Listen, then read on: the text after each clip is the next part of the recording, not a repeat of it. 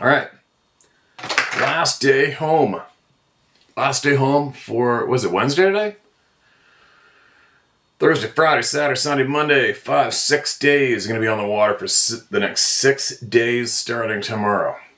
I'm almost awake, slowly waking up this morning. Drizzle out there. Got to keep my eye open somehow for the groomers coming to grab Ruby. I'm the only one here, and she's got one of those electric cars or something. Hopefully I can hear it. Anyway, what else? Sarah said that all the decals said that they were out in her store today. These things have been going all over the place. She sent out a bunch to Australia, England, and she reloaded, so there's more in there. She had them in a box. I guess she just didn't have them written down in the store. Anyway, quick mention, you got to admit that this is a little amazing, don't you think? How our minds work and how I've been programmed possibly to think. It's a little frustrating for me. And this is what I'm trying to get at. You know, on your average crime, what the detectives, the police officers, they're always like, we got to find a witness. We have to find a witness. A witness to solve a crime. That's all they need. They just need a witness. And they really need it badly. And that's all they need. So we've got 5 years of witnesses coming every single day. Isn't that freaking amazing? I don't think the amount of witnesses is amazing. The amazing part for me is, I don't know, go fill a football stadium with I don't know how many humans. Just pick them at random. Just go get that many human beings, throw them at a football stadium and stand on the stage. Exclaim to them, share with them clearly that there are, 5 years of witnesses. There you go. There's just for that alone, regardless of DNA, hair samples, flash samples, photographs, video, whatever. You've got 5 years of effing first-hand eyewitnesses around the globe. And still, who knows how many people's minds, for some unknown, bizarre reason, which amazes me, goes, well, they don't have a body or any bones or a bit or whatever. There's no video, there's no evidence. Isn't that amazing how many people exclaim that instantly? There's just no evidence. And in any court case, all you need is a witness. That's amazing to me. However this is going down, whatever is actually happening today with our reality around us, how did they, what, them, it, whatever, manage to make so many human beings' minds deny truth that fiercely and that vast, that many? It's amazing to watch. That's the amazing part for me. At this stage of the game, is probably even more amazing than the fact that there are these other people existing around us, is how our fellow humans react to this truth. It's very crazy to watch. It frustrates me. I'll lose sleep over it, but when I do have that moment to think about it, I just go kind of think to yourself, like, holy shit, you gotta be kidding me. How's this going down? But then again, how's reality TV successful? Right? Same answer. Same answer, right? Now, let's get back to the smart individuals, the smart human beings. The majority, probably 99.9% of the people here, and listen to one of our very smart, courageous, intelligent beings, the late, great Bobby Short. Yeah, I'm going to do it again. I'm going to make sure she gets heard again. Here we go. Continuing on. This is titled, this next little chapter, little paragraph, Blackfeet Reservation, Big Sky Country, Montana. I can hardly remember the year. It was around 1982, but I do remember the events leading up to the sighting. It was a very warm fall day when my cousins and I decided to do some hunting on horseback. The area that we hunted was the foothills of the Rockies on the Blackfeet Reservation in Big Sky Country, Montana. We decided halfway into the trip to take a ride and wait for Lady Luck to bring us something during the ride. All day was pretty good as far as the ride went, but I know that everybody still had the idea of getting a deer on their mind. Wait a minute. Sorry, did I read this? I did. Okay, I must have left off at the bottom. Sorry, guys. 1 second. I don't remember which one of the first ones. Creature, I just heard because swear. Yeah, I read that yesterday. Sorry. Here we go. Starting again. Chinle. Chinle. Chinle. Chinle. Navajo Nation. There was the most unusual description of the Sasquatch that came to me in 2001 from Charlie James, a member of the Chinle Navajo Nation in Apache County, Arizona. He described the color as orangutan orange, for lack of a better comparison. The area was not far from Wheatfield Lake in the Chusca Mountains. The informant wrote April 21st, 2001. Quote, "The creature was strange in color. It wasn't the usual brown or black. It was actually dark orange and white. I was shocked and confused to see it because I didn't know these things existed around my area. But I also didn't know that they are colorful. It was about a foot taller than me, and I'm 6'2", and it was about 7 feet tall. It appeared old and saggy-like, smart by its facial expression. It kind of seemed like it was better than me or something. It smelled bad. I thought a skunk was around. There are coniferous trees and grass and rocks in the area. This sighting in 2000,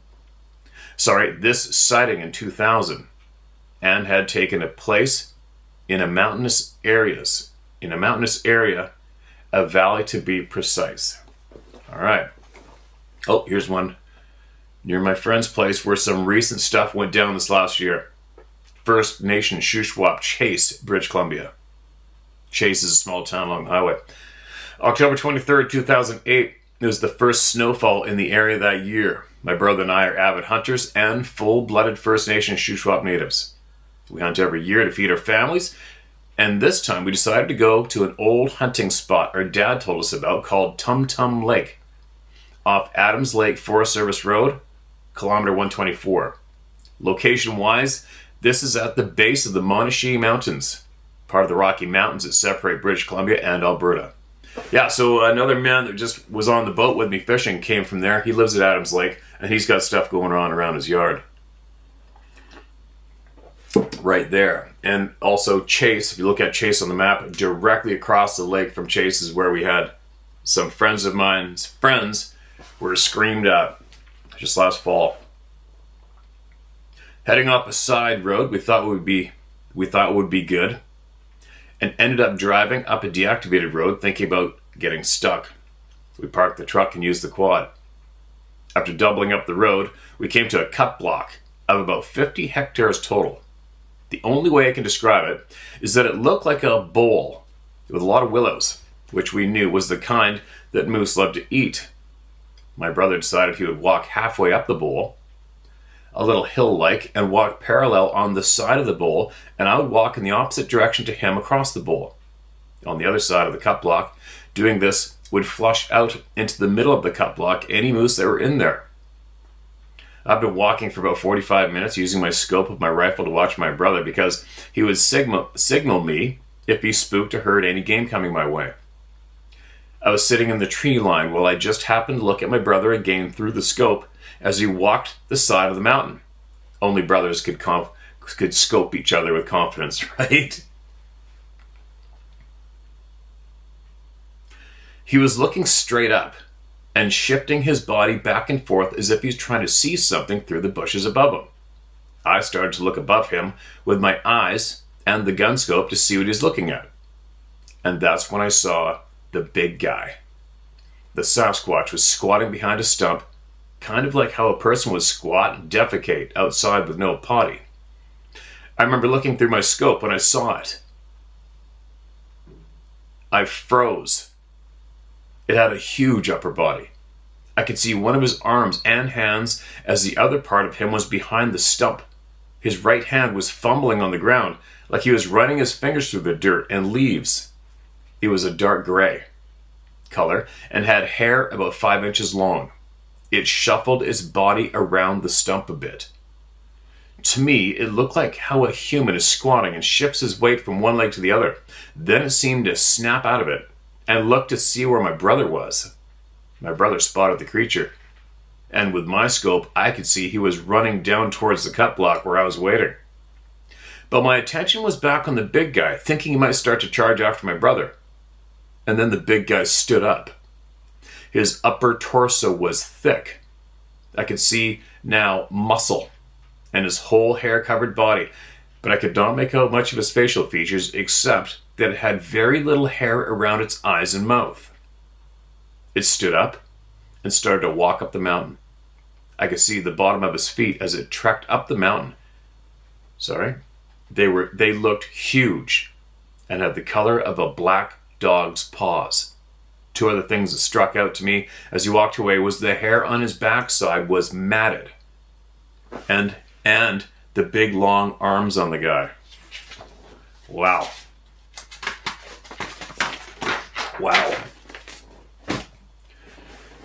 I watched it reach the top of the bowl and never saw it again. By that time, my brother was still running. So I started to walk towards him, calling out to him to give him an idea where I was. He finally reached me and looked excited and said, "You will never guess what I just saw." I then told him, "Let's get the F out of here." We ran to the quad and I told him what I'd seen. My brother said as he walked in a few hundred yards, he felt like something was around watching him. And he could hear something above him every once in a while. He did see the big guy duck behind the stump. I asked what he saw, and he said he saw a hair-covered man stalking him and ducking behind a stump. And that's when my brother ran. He never felt threatened by the big guy at all. Jason Sampson, Chase, BC, up on the Dreamweaver. Put up on the Dreamweaver. Whatever the Dreamweaver was, I don't know. I guess it's a paper somewhere or something. On that. So from what I'm gathering is, excuse me, coffee down the wrong hole. Broad daylight sightings like that, in your face, in the open, looking at you. Obviously intentionally letting you have a glimpse. I think there's probably a pattern there, the description, which is typically going to be the large, muscular, larger sized person. And that would be the watchers for the rest of them, I think. Who was it? Bobby told me she knows a guy who figured out how to take clear photos of these people. And he does it from a long, long ways away. And he looks to where he believes they may be positioned to watch. And he catches them with a very strong telephoto lens. I haven't seen the pictures yet. Same old, keeping them secret for now for something. I don't know whatever. Not my business, but I take note of that. I took note of what she told me, what that man was doing and how he was doing it. And then that's another little shelf in the back of my head, right? Is someone positioned to watch? And that's what we do when we're hunting up north. When I'm guiding up north, we get to a position where we can glass forever with binoculars, and you can see. You sit there all day long, you see stuff. You see stuff 100 times more than you do if you're just walking or riding a horse or whatever, driving. You sit still and don't move, and you see everything eventually. So I'm guessing it is the men, the mature men of these groups, that position themselves to sit and watch. Sounds like it, right? I'm sure our friend who did the military intelligence collecting data, who is doing the patterns in the data she's observing here, I bet she comes up with that same mention. I have a funny feeling. It's going to be typically the mature men who are seen, make themselves seen to people, broad daylight, going hunting, heading in a direction, then they successfully turn them around, and then they go back up to where they were. I think that's what's up. Myself, Weenusk, W-E-E-N-U-S-K, First Nation Cree, Ontario, Canada. Footprints indicating a creature with a 2-meter stride. Have some Pewanuk, Northern Ontario residents speculating the elusive Bigfoot may have moved in with the region's black bears and howling wolves. Footprints measuring 35 centimeters long, 14 inches, and 12 centimeters wide, 5 inches, have been spotted at the Aboriginal community on the south shore of the Hudson's Bay. And the chief of the Weenusk First Nation Cree had only one explanation. Bigfoot. It's definitely not a bear. Abraham Hunter said firmly, I looked at them. They were 6 feet apart, walking. News of the prints first spotted on June 9th, 2001 by a band member riding a four-wheeler through the bush soon spread through the community of 250, and the hunt was on for the mythical hairy beast. But in a region where the wild hairy beasts are expected, the fascination didn't last long. There was curiosity, people going out there for about 3 days, Hunter said. Then the novelty wore off. The tracks were alarming enough to draw the curiosity of officials. With the Natural Resource Ministry, however, they arrived June 14th to investigate and record the images of the footprints. That's interesting. What are they doing that for? We were surprised, said ministry official Brett Kelly, who admitted no one could explain what caused the tracks. But even if it is the fabled Sasquatch, which legend says stands 7 feet tall and has long hairy arms, a short neck, and a flat face, Kelly said, it's unlikely it would endanger our community. How would he know that? What does he know? I lost my spot. Kelly said the reserve is located on Polar Bear Provincial Park, the largest wilderness park in Ontario with a small human population. Chances of humans actually encountering a Sasquatch are very small. To date, there have been 16 reported sightings of Bigfoot in Ontario, and at least one resides near the Weenusk First Nation, said Hunter, who recalls a resident spotting the beast decades ago. About 20 years ago, there was a sighting in our community, Hunter said, but none have been seen since. In the meanwhile, Weenusk residents are simply going about their lives. We're getting back to fishing and hunting, Hunter said. Things here are normal. There you go. That was in the Toronto Star, Canada, 2001. There you go. You know what? You guys know how much time I've spent in the woods, and still do. And I can count on one hand how many times I've seen a cougar. But they're still there. They're still there. They're there all the time. And why am I mentioning that? Because if a native community says they only seen one decades ago, doesn't mean they're not there. Is what I'm saying.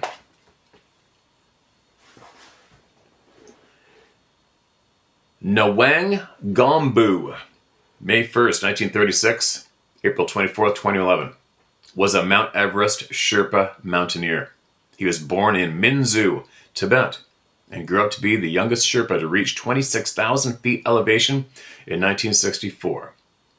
Gombu arrived in Darjeeling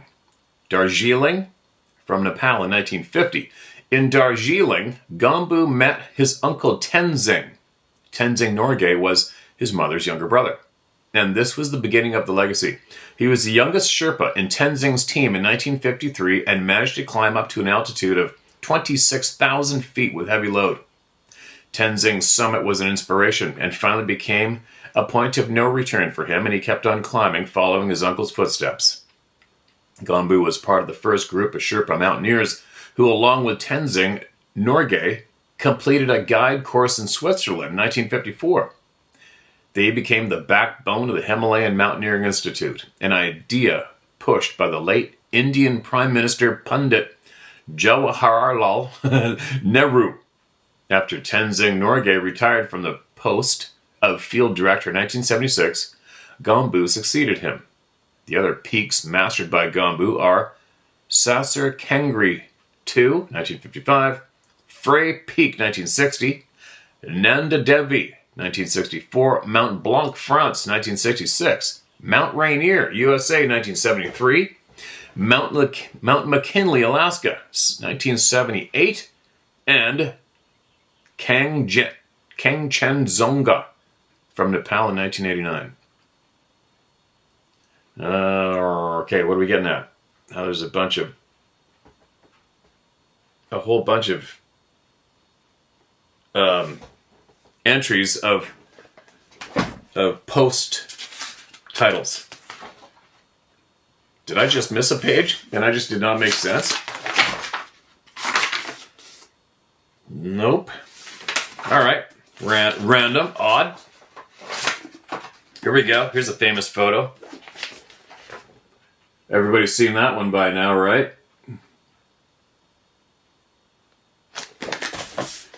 That's Alaska, isn't it? Tlingit. T-L-I-N-G-I-T. Tlingit Mystery. On Sunday, August 14th, 2011, the USA Discovery television channel Monsters and Mysteries in Alaska aired a rerun of its Sasquatch in Alaska segment. Rob Alley and the Tlingit elder Al Jackson field investigated one of the strangest phenomena I've ever seen before. And the inference, according to the Tlingit elder, was that it was done by giants, hair-covered giants. The incident occurred on Alaska's Prince of Wales Island, where it is said massive creatures live. It was about the resident Sasquatch who apparently grabbed a hold of a giant they grabbed a hold of giant blown down trees and then turned them upside down, completely inverting the dead tree by jamming it into the ground with its root system skyward. The documentary aired several instances of the bizarre phenomenon. Several instances. It was something you had to see to believe, and it was the only case of its kind. The expression of power by the Sasquatch, quite undeniable. That is one hell of a tree. Seriously, let's look at it again. Right? I mean, you see the human being right there, although the human being is behind it. But I'm not even sure. I don't think a backhoe could do that either, right? Because they'd have to bash on the bottom of the tree, which would snap off all those roots. That's amazing.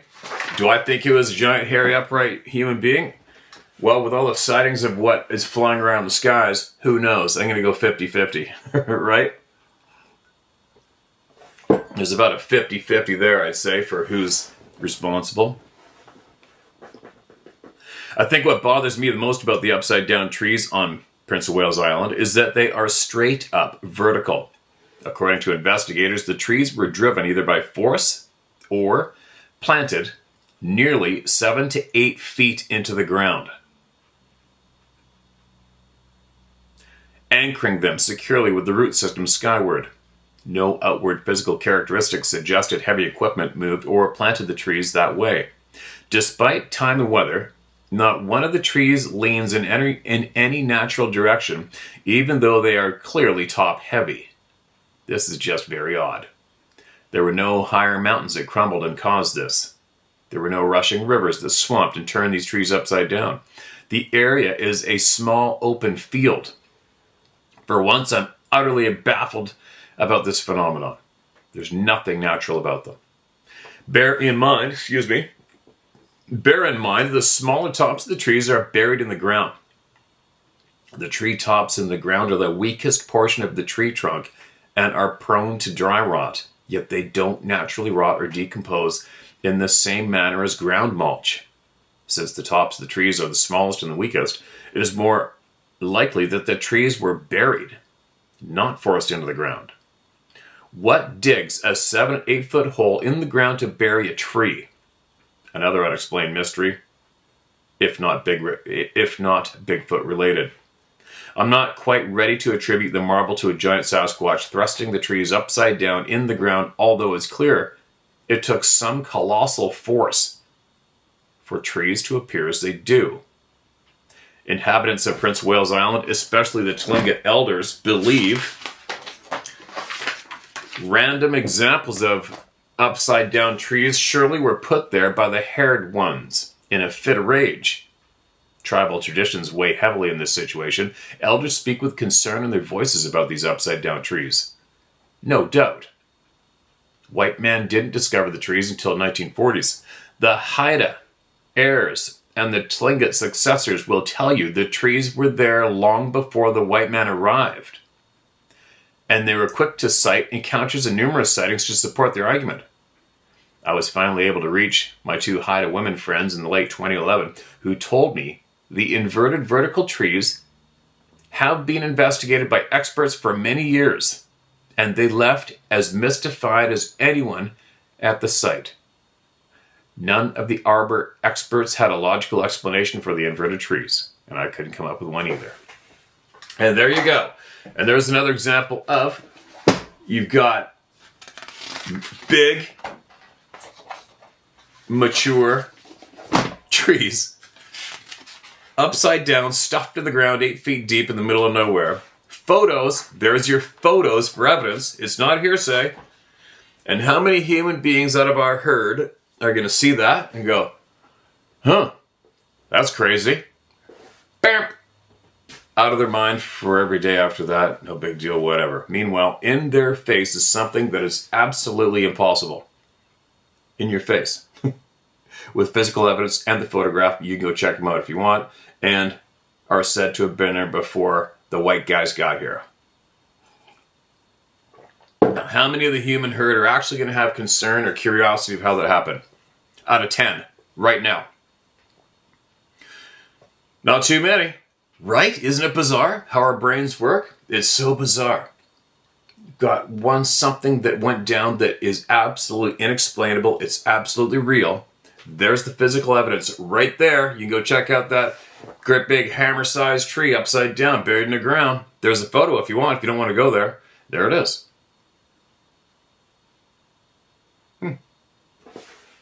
Right? But it doesn't get too much attention, does it? Kind of like Building 7. Now, who else? What else do we got going on here? All right, so now we're cracking open her next big chapter with the military.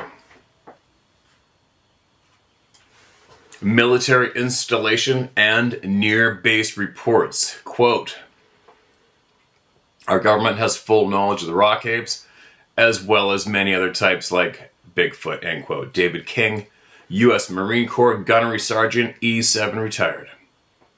Most of what you read in this chapter, the evidence in some cases, can be conventionally explained. But when added together, a pattern begins to emerge. What it revealed to me was the knowledge that the military is well aware of the existence of the Sasquatch, and the history of base sightings is quite long. Is it ever? The data dates back to the 1950s. This was interesting in that if the Pentagon brass knows, other government branches surely must know. Oh, yes, they do. The first time I read anything that was suggestive of a correlation between any military and Bigfoot sightings came from an article mailed to me January of 1992. It came not from the United States, but from Russia. I wonder how Bobby got her name out there back then. You know what I mean? I wonder how she got her name so vastly known around the globe. Northern Russia, excuse me, the Daily Telegraph, London, England. Various unnamed witnesses. 2 red-eyed abominable snowmen dropped in on a military barracks in northern Russia, according to TASS. Caps lock TASS. The larger one was 10 feet tall and wailed, ooh-ah, as its smaller companion perched itself on the duty officer's night table. The 2 leaped onto the 9-foot fence surrounding the barracks and ran into the forest. They were covered with long gray, quote, wool, end quote, and pieces of it were found in the fence. Excuse me. The Melbourne, Australia Herald Sun paraphrased the above article. It was dated February 1st, 1992, a month later. It was just a short blurb with no detail of any significance, but for me, it was an interesting and partly the reason I'm writing this chapter. Quote, 2 abominable snowmen were seen breaking into a military builder's barracks in northern Russia town, Moscow radio said. About 30 people watched the snowmen enter the barracks. One was about 2 meters tall, 6.5 feet tall, and the second creature was probably a young one, approximately a meter tall, 3.2 feet, according to the broadcast. Tufts of hair were found on the barbed wire fence. You know, one thing I do know, and what I've heard in the past, is the Russian scientific community is, quote, absolutely frustrated with the North American scientific community because the Russians accept these people as being quite real. And the North American ones don't. Or the West. The West, right? Including Britain and the rest of the countries around there. Now, so I wonder if there's any Russian. I wouldn't know this. I haven't come across it yet. I know there's that one Dmitry guy, the scientist from over there, but I wonder if there's any large-scale Sasquatch groups in Russia. If anywhere there would be, there should be, it'd be there, right? If anybody knows of that, maybe throw it down in the comment section below. I'm curious to hear about what the Russian people know. That I know of, nothing as brazen as the breaking and entering into an occupied barracks or military housing by a Sasquatch has been recorded here in the United States. It's been recorded now, here. But that doesn't mean it hasn't happened and not reported. It may even be reported in databanks other than my own. Apparently our Sasquatches are, in most cases, less brazen than the Russian counterpart. The data tends to show the Sasquatch less apt to openly assert themselves into situations where there are more of us than there are of them. To a lesser extent, how the Sasquatch behaves may be a cultural thing. Perhaps differences in street smarts between the Russian wild man and the North American Sasquatch.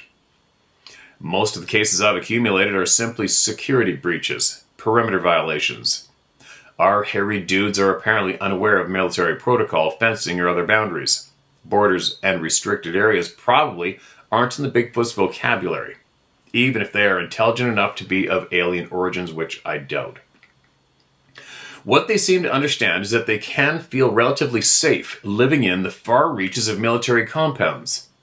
I've come to understand that most deeply forested Defense Force training facilities have at some point issued an order not to engage indigenous wildlife unless threatened, or in the case of unusual circumstance, has not been well defined.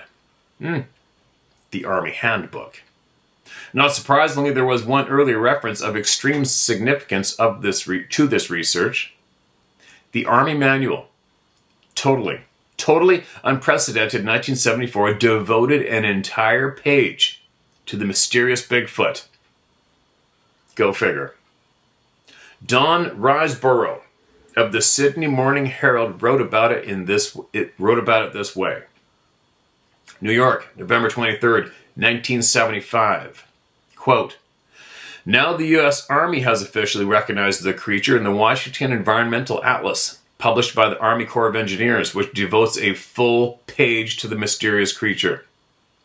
The atlas describes Bigfoot based on a sighting as an ape-like creature, age 12 feet in height, weighing around 1,000 pounds, covered in long hair apart from the face and the palms of the hands and the feet. The footprints are up to 24 inches in length and 5 to 10 inches wide.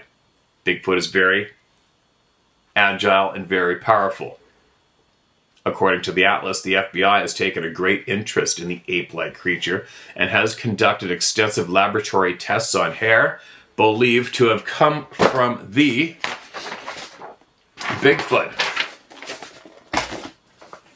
The FBI tests conclude that, quote, the hair was not from any human or from any known animal form, noted in the atlas. The editor of the environmental work, Gene McManus, said, it's either Jean or Gene McManus said, the Bigfoot was included because there is so much overwhelming evidence that points to such a creature, unquote. The details about the creature were gathered from many sources, anthropologists, writers, and genuine Bigfoot hunters, McManus said. A great deal of time and effort was gone into hunting this creature, and it seemed only right to include it in the atlas. Interesting. They were very accurate, and they even used the above average size notes of footprints and height. But they put in that one detail that's absolutely intentionally misleading still today. Ape-like. Right? And if they went, what did he say?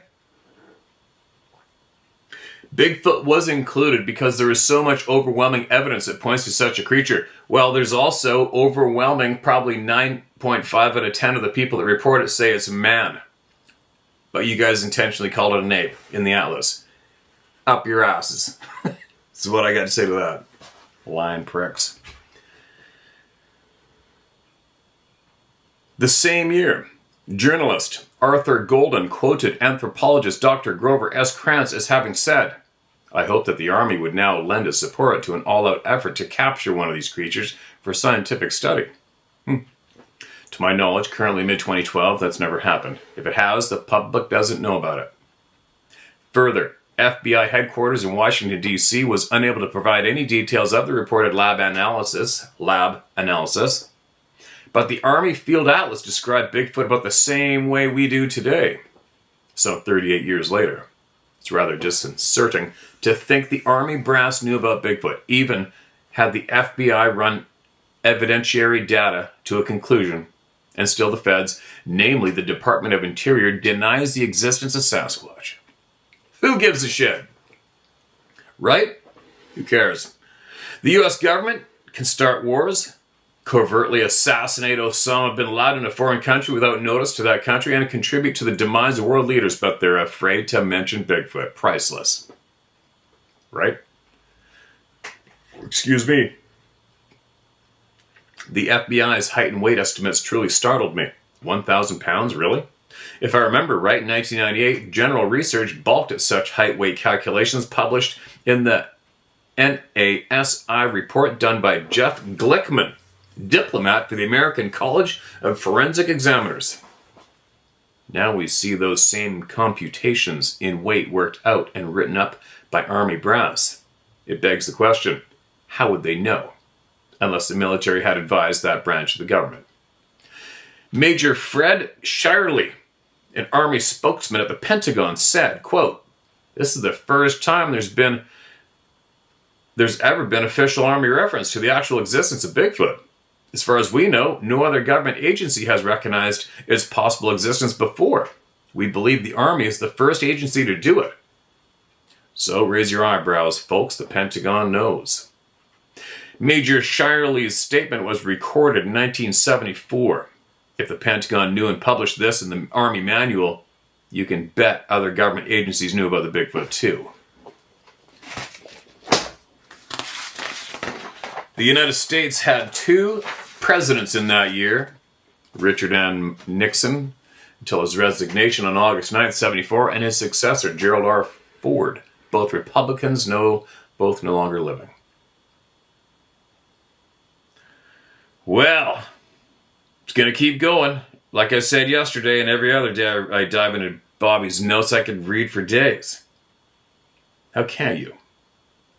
The only agency to acknowledge, well, maybe North America, but China has a designated area where they allow the scientists to go in and study a little bit at a time each year, and they shut it off so that these people can live unmolested in their own zone.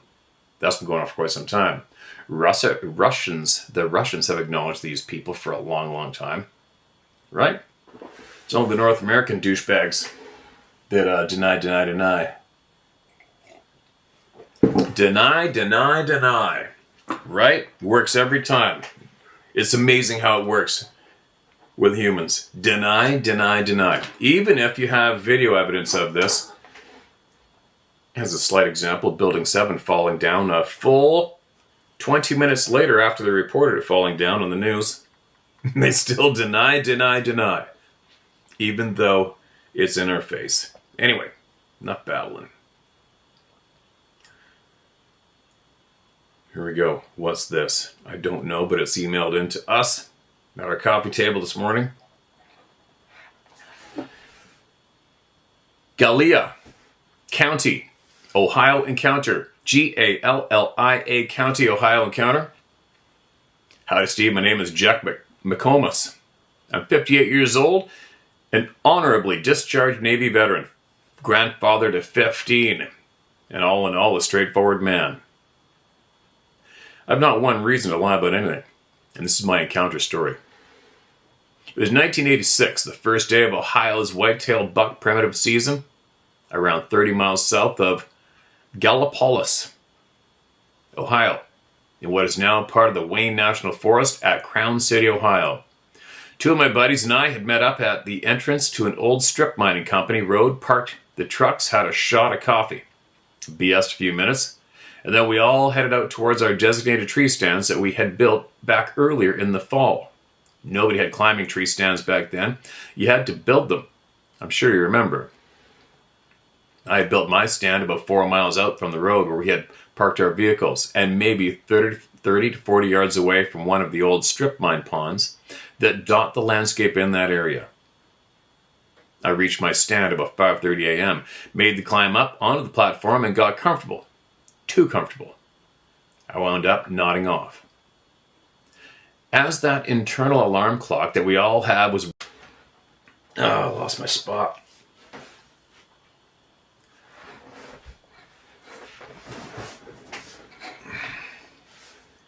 As that internal alarm clock that we all have was waking me up, daylight had just started to break. I started scanning the area. And as my eyes were adapting and getting focused, I noticed movement at the little pond. I could see that there was something large at the water's edge at the upper end of the small strip mine pond. When it finally came into view, there was a large hair-covered being, either sitting or squatting, scooping water with its hands.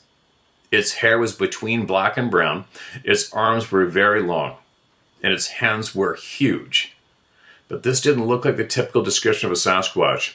It had a pot belly, and its chest area was more sunken in, not barreled like most people describe. It reminded me of the villainous character the Grinch from Dr. Seuss's beloved story, The Grinch That Stole Christmas. At that time, I started hearing a loud buzzing sound, and my first thought was, oh shit, the hornets have built their nest in the same tree that my stand is in. So I stood up to look, and as soon as I moved, the creature took off, ripping down through the thickest briar and bramble that anyone could imagine. And when it reached the bottom of the holler, it let out a scream/roar. And this triggered what I call a jerk to fear in me. After I finally got my head together, I began to look around because there was no way I was coming down out of that tree until I knew fully that that thing was gone. About that time, I heard the scream/roar again, but it sounded like it was miles away, and as I was climbing down, I noticed that the buzzing had stopped, and there wasn't any hornet's nest anywhere. The only thing I can attribute the buzzing sound to is the creature. It was sitting by the pond enjoying its morning and humming. And some asshole, me, had to mess it all up. I'd be pissed too. Anyway, as I made the walk back to my truck, I could hear twigs popping on both sides of the pathway. I was truly terrified, quivering to my core. The last 50 yards was a dead run to the truck. I got in, locked the door, tried to wrap my head around what had just happened. When my buddies finally got back to the trucks, they asked me how long I'd been back, and I said 10 to 15 minutes. But actually, I sat there probably 3 hours, freaking the hell out. Well, that's my encounter story, Steve. God bless you and yours, and thanks for bringing up this topic to the forefront and for giving all that have experienced this phenomenon a place to get this off their chests. Feel free to use my name because I don't care about the ridicule anymore. Jeffrey McComas. Jeffrey, appreciate you, man. You're a brave, honest man. So glad to have you in the club alongside us. The humming. Who else just mentioned the humming? Our buddy Darren.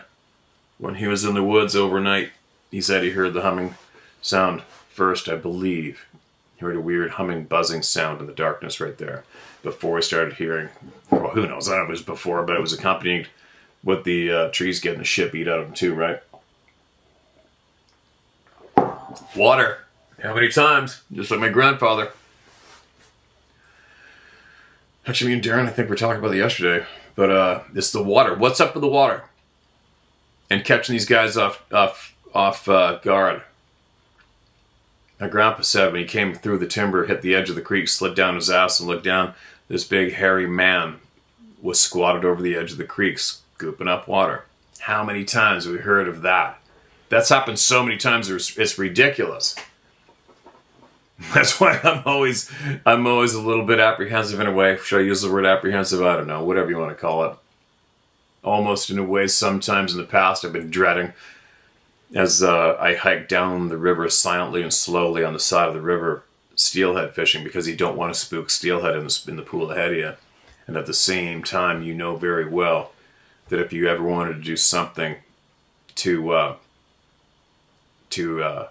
up the chances of a face-to-face, that's what you do. That's all you got to do in BC anyway, many other places. Just go hit a remote river or creek and start slinking along the side of it. Right? And that's how I've had all of my closest grizzly bear encounters without having started a fight first. The innocent run-ins with grizzly bears, my closest has been along the river. Same deal with big grizzlies. You get right up on them, or they walk right into you. And all the other closest ones were because I started the fight first. So, in that instance, you got it coming, right?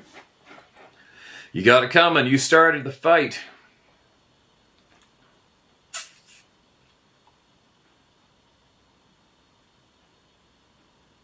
What do we got? Who do we got?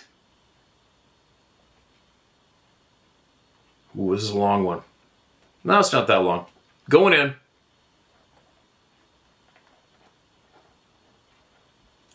Dear Steve, thanks for being here.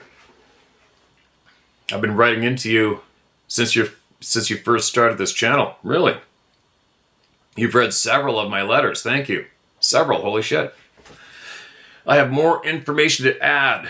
This is a long one. No BS, just sabe. Recap. So in 1994, I was driving Chinook Pass. I had my first encounter.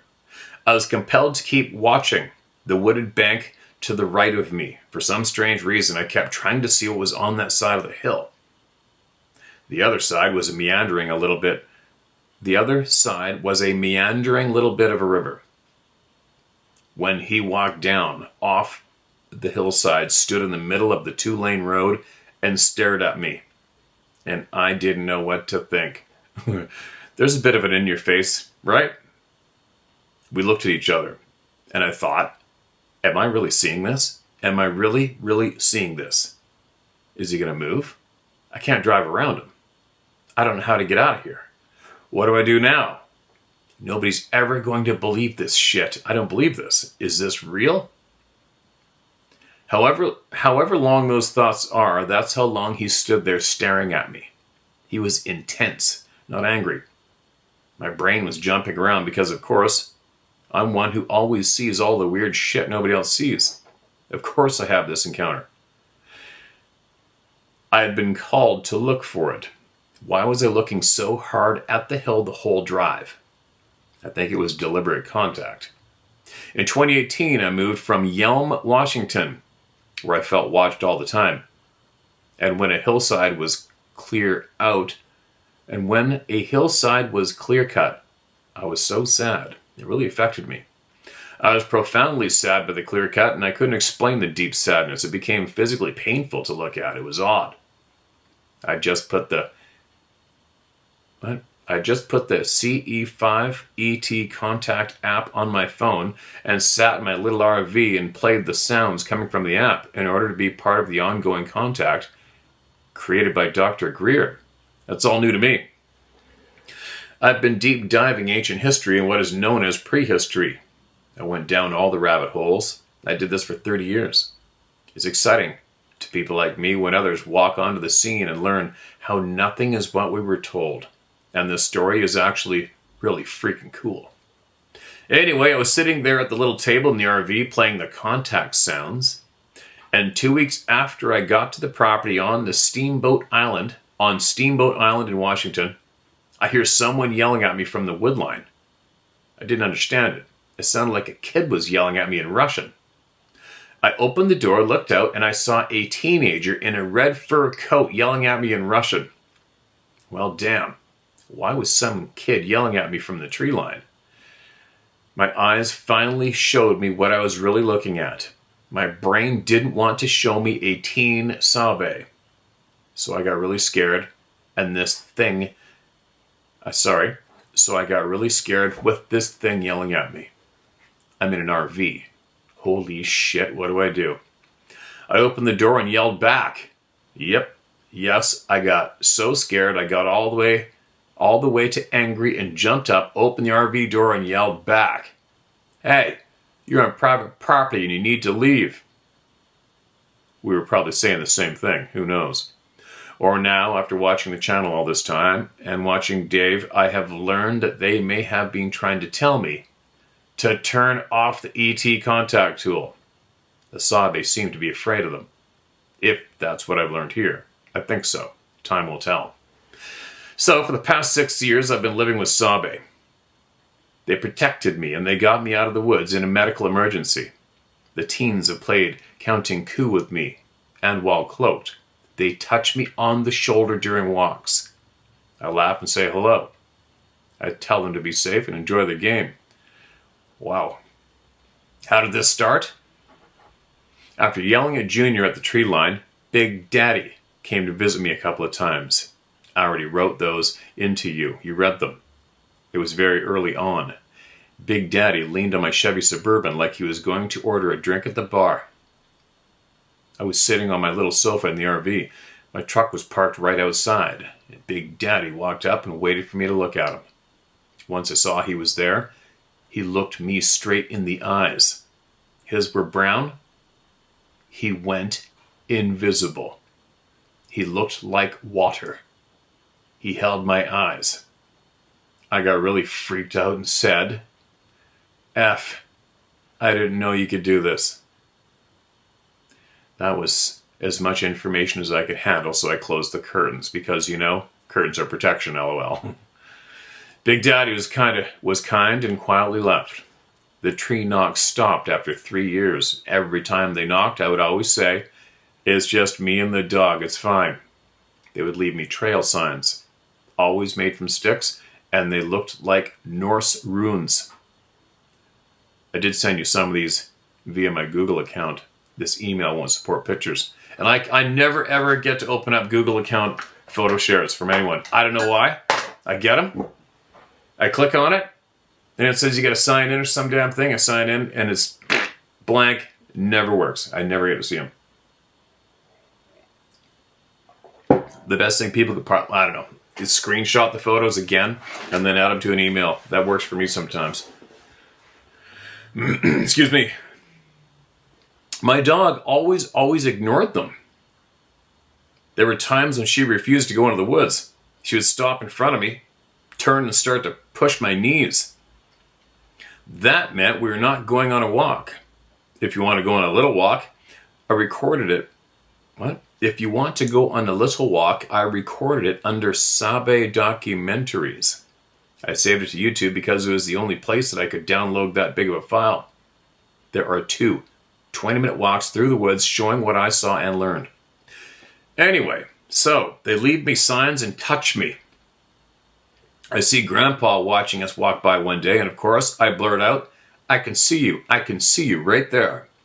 I was so surprised and pleased too because I've only had really nice interactions. One time when the neighbor was up walking their dogs, we got yelled at to leave the woods. I thought they were being really rude. It hurt my feelings because they had always been so nice. Well, an hour later comes a bad-tempered cougar screaming through our woods. Sabe was just trying to protect us. Huh, that's random. The sound was like a gorilla was yelling at us. The monkey-like sound was so disturbing. I've heard them yelling at each other. They never have sounded like an ape. The neighbor's kid used to go through the woods sounding like an ape. It could have been a mimic of that, I don't know. It was creepy.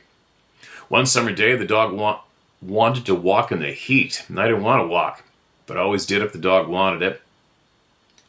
You got a Ruby, I got a Roxy. What they want, they get. As we walked the field, I stopped 3 times because I heard one walking behind me. It was fully cloaked. I stopped 3 times because I heard it walking behind me. I figured it was the teens. The dog and I got to the very back of the property, and my knee pops, and the sound... What? The dog and I got to the very back of the property, and my knee pops, and the sound echoed in the little glen we stood in. I couldn't move. I couldn't put any weight on my foot. I was looking around for a downed limb so I could use it to get out of the woods. I was really stuck. I yelled out, Okay, I know you're here. I've never asked for anything. I need you to carry me out of the woods or just to the woodline. In my head, I heard, dig your thumb into your knee and you can walk out of the woods. Holy shit. Of course, I was not very kind and I yelled back that this is all bullshit. I couldn't walk. I was in the back of the woods. There's no way I can make it out of the woods. No way. I started to swear a lot.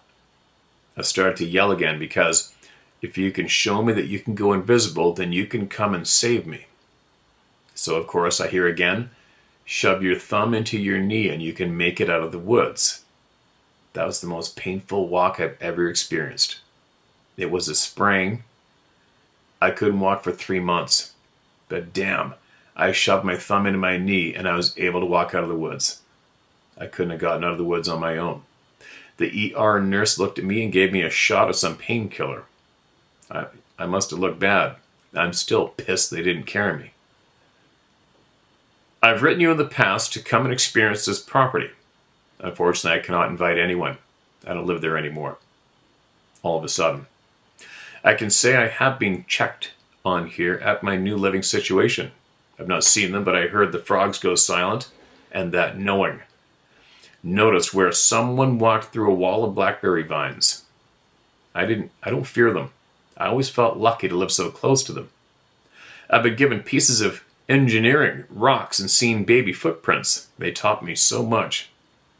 They would pull all the sword ferns in a night and put them at the bottom of their lodge. They lived in a lodge for a couple of years. I put the pics online and was accused of taking pics of a beaver dam. But it was 30 feet tall on dry land. Wow. 30 feet tall. They moved when the neighbor's kid got caught by me throwing rocks at the lodge, and I was pissed. The woods were quiet for a long time after that. They came back, like I said, the kids cloaked and did their counting cue. They would shake trees in a way you knew it was not just the wind. The wind doesn't bend the tree from side to side. Really bend it. In a way that if I tried to bend a tree like that, I'd break it. They only did that a couple of times. The first time it freaked me out a bit. The second time I said, in a mommy voice, "Oh, nice tree shake." Vibe is everything. The third time it was a long branch and it was so obvious. The bend was slow motion, both down and up. I started laughing. I'm up in the rainforest area now, and we'll see if the story continues. Thanks for everything, Steve. Well, if that isn't a holy shit story. Stories, right? Chinook Pass. Where's that? Chinook? I'm guessing the West Coast. Holy. There's a lot of people sharing similar experiences like that, right? Accepting it as just everyday life and going with it and not calling in some group to come investigate or try to kill one or whatever. Kill them. It's pissing rain out there. It's going to be wet on the water. The mind's reeling. I wanted to comment back an email ago about the guy on the tree stand. When that being became aware of him, he said it took off like you would not believe. Why? Why the instant absolute terror of knowing a human being's eyeballs are on you? Right? There's a reason behind it. Every single game animal that I'm aware of that lives within your community. Like I've got 2 deer right here, twins. They're right here outside the door right now. I tried to chase them away just before I did this. And they just stand there looking at me. Come on, we're not leaving. They don't care. They're safe. And the dog's not able to chase them. So, but when you go out in the public land where people hunt, and if you're driving along and you see the same species of deer standing there at about, I don't give a shit, 200, 300 yards, even 400 yards, you stop your truck and get out, they are going like greased lightning away from you. Why? Because they've been educated that the people in the trucks kill them. That's the only reason why. Same with grizzly bears. When you go to where, in British Columbia, where grizzlies aren't hunted, they're the king of the forest. They'll walk right over your ass. They don't give a flying shit. But you go up to an area, as an example, where I'm familiar, the northeastern Rocky Mountains, where I guided forever, and we killed a lot of them. They still look and run. like we are the worst thing on the planet. So what I'm saying is, when you try to make sense of these beings, knowing a human set of eyeballs are on them, they run and react exact same as the game that is killed by human beings. That's what I'm trying to get at. Go figure, right? But anyway, I gotta go. I got stuff to do. I have I appreciate all the people sending in their information and their honest testimonies to all the people here. It's very, very powerful at this stage of the game. It's safe to say that is very powerful medicine, giving everybody their word for word truth and making it public, right? It's huge. It is freaking huge.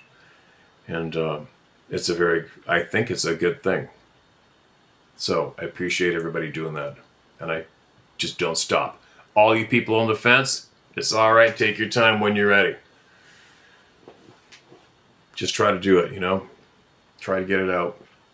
And I'm going to be a little chaotic for the next handful of days. But I already told Darren that I'm going to keep my overnight gear with me for when I'm able to go into the woods with him. And yeah, I'm going.